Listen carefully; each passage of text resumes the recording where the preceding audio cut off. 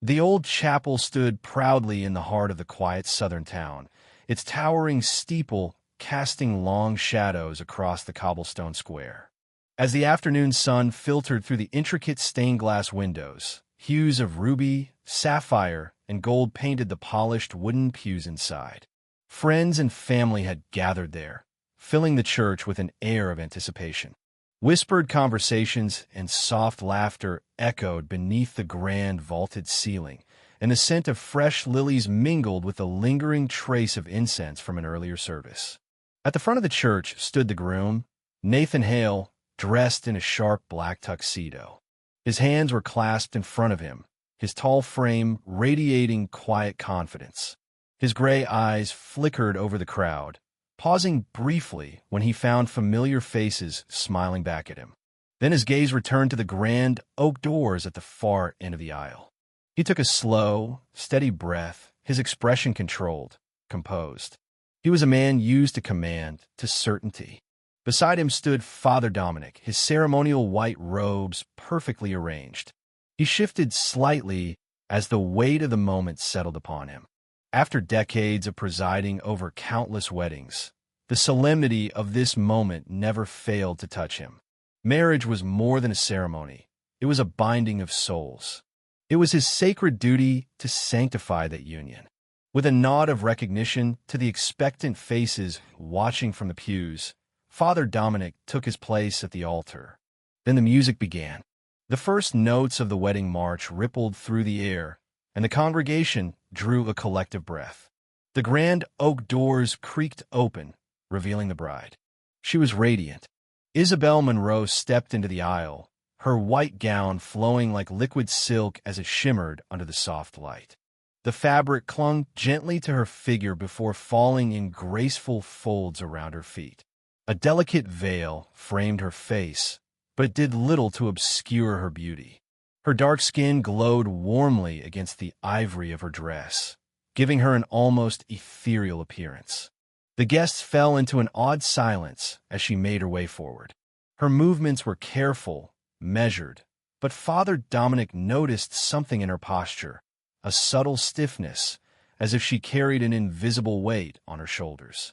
In her hands was a bouquet of ivory roses, but her fingers clutched the stems tightly, her knuckles white with tension. At the back of the church, a lone figure watched her with unsettling intensity. It was her brother, Samuel Monroe. His jaw was clenched, and his dark eyes never left his sister as she walked the aisle.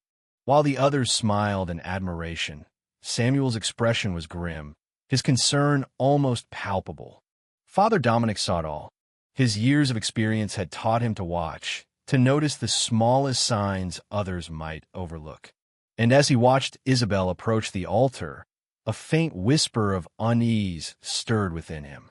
Nathan stepped forward as his bride reached the altar. He extended his hand. Isabel hesitated, but only for a heartbeat, before placing her hand in his. It was a moment meant to symbolize love, trust, and joy, but Father Dominic's sharp eye caught the subtle tremor in her fingers. Brides were often nervous. He had seen it time and time again, but this felt different.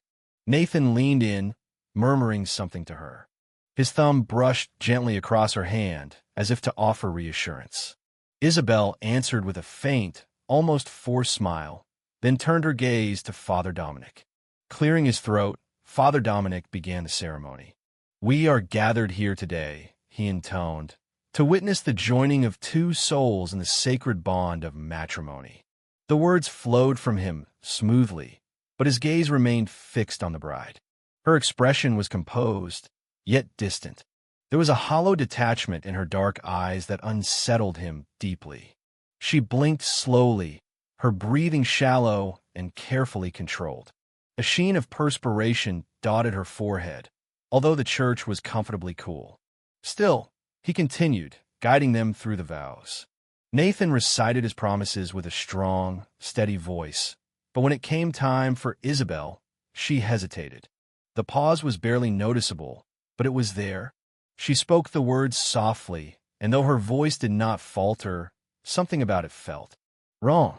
Father Dominic's glance swept over the congregation again. Samuel had not moved, but his posture had grown even more rigid, his hands balled tightly into fists.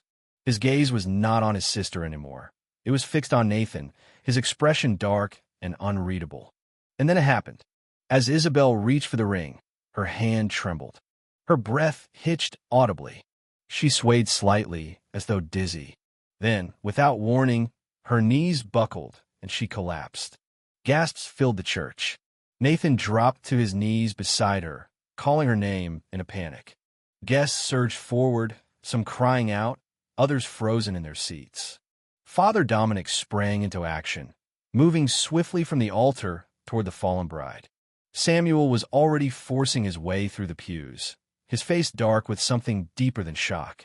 Isabel lay motionless on the cold stone floor, her head resting in Nathan's lap. Her bouquet lay discarded nearby, white petals scattered like snow on the ancient stones. Father Dominic knelt beside her, his fingers searching for a pulse at her neck. It was there, faint, thready, barely noticeable. "She needs help," Father Dominic said firmly.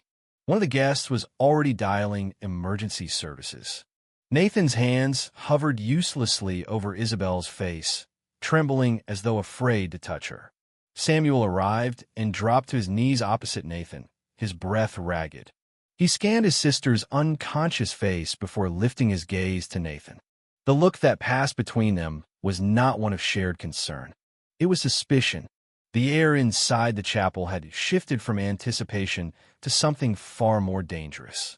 And as Father Dominic watched the bride's shallow breathing and the pallor creeping over her dark skin, he knew with certainty this was not nerves. This was not exhaustion. This was something else.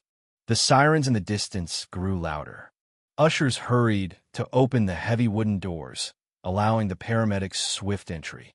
Within moments, 3 EMTs surrounded Isabel, attaching monitors, placing an oxygen mask over her face. One of them pushed up her sleeve to insert N4, and then froze. A bruise, not fresh, but not old either, and beneath it, a puncture mark. The paramedics' eyes flicked up. Has she been taking anything? Medications? Injections? Nathan shook his head, looking confused. No, she's always been healthy. Samuel's voice was a low growl. Check the other arm. The paramedic hesitated, then gently pushed up the opposite sleeve. Another mark. Another bruise. Nathan's expression twisted in confusion, but Father Dominic noticed something in Samuel's eyes that he hadn't seen before, a deep, burning certainty. The paramedic leaned over, shining a small flashlight into Isabel's eyes. Pinpoint pupils, he muttered grimly. Possible opioid overdose. We need Narcan. Now. The words cracked through the silence of the church like a gunshot. Guests gasped. Nathan reeled back, shaking his head in disbelief. No, he whispered. No, that's impossible. She wouldn't.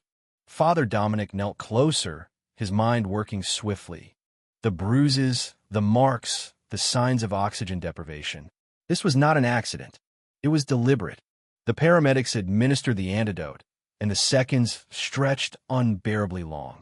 Then, suddenly, Isabel's body jerked. Her chest rose sharply as she gasped for air. Her eyelids fluttered open, confusion flashing across her face, followed by fear. Her eyes found Father Dominic first, then Samuel, then Nathan. Her trembling fingers reached out, gripping the priest's sleeve. Her voice was a hoarse whisper, but the words rang clear. He tried to kill me. The church erupted. Samuel lunged forward, his expression contorted with rage. Nathan stammered, shaking his head, panic wild in his eyes. No, Isabelle, no, I didn't. But her words could not be unsaid. The officer who had arrived with the paramedics moved swiftly, stepping between Nathan and the bride. Sir, he said firmly, I'm going to need you to step back. Nathan hesitated, then stumbled to his feet, pale and shaking. He turned to look at the guests, at his parents, at anyone, but no one moved to defend him. And then, in the back of the church, someone did move. Jonah Reeves, Nathan's best friend and best man, slipped quietly from his pew, making for the exit. It took Isabel a moment to register him, but when she did, her body went rigid. "Jonah," she whispered. "He brought me the drink." Before she could say more, Jonah bolted. "Stop him," barked the officer. Jonah shoved his way toward the door, knocking over chairs and scattering guests. But Father Dominic was faster. He grabbed the heavy brass candlestick from the altar and threw it with precision honed over years of steady hands. It hit Jonah in the leg. He stumbled, crashing into the wooden doors. The officer tackled him, locking his wrists in handcuffs. The truth began to unravel swiftly. Jonah had poisoned Isabel's drink, but it hadn't been his plan. The real puppet master revealed himself in a slow, chilling entrance. A man they had all thought dead. Daniel Carter, Isabel's first fiancé. Her past had caught up with her in the most horrifying way. And he wasn't finished. Daniel's return brought with it dark secrets, truths long buried. He had orchestrated everything from the shadows, manipulating Jonah, turning Nathan against her, and ensuring she would never escape his grasp. But Isabel was done running. As Daniel was arrested and dragged away, screaming threats and promises of vengeance, Isabel stood tall. Samuel was at her side, steady and strong. Mark, no, Nathan, kept his distance, his world shattered by revelations he could not reconcile. And Father Dominic, ever the observer, watched it all unfold with quiet solemnity. The wedding had ended in chaos. But for Isabel Monroe, Rachel Carter, it was a new beginning. For the first time in years, she was free.